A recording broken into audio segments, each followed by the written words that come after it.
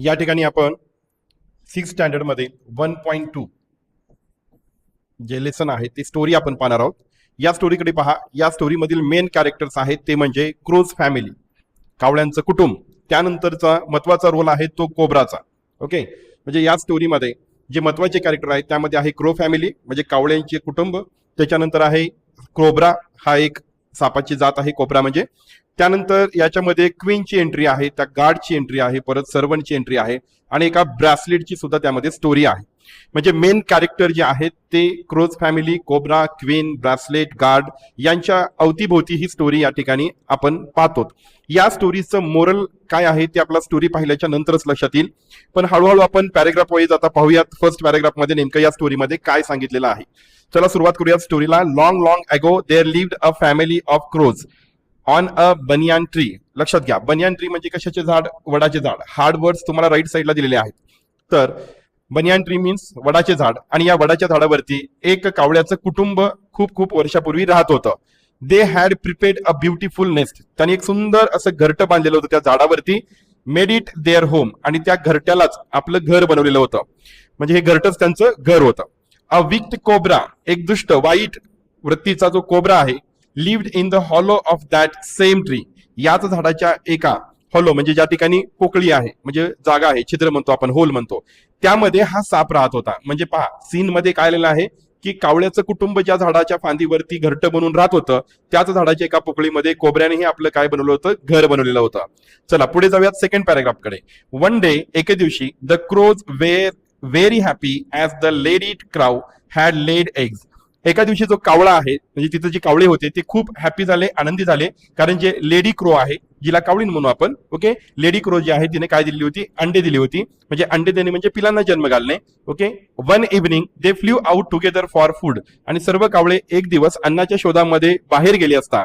During that period, त्याच कालावधीमध्ये, त्याच वेळेमध्ये, the cobra climbed up the tree. Cobra त्या झाडावरती चढला.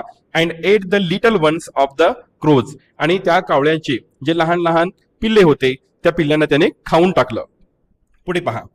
आफ्टर अ फ्यू मंथ, काही मंथ झाल्याच्या नंतर, काही महिन्यांच्या नंतर, the lady crow laid some eggs again. परत त्या लेडी क्रोने, त्या मादीने, कावळ्याच्या परत काही अंडी घातली म्हणजे परत काही पिलांना जन्म दिला.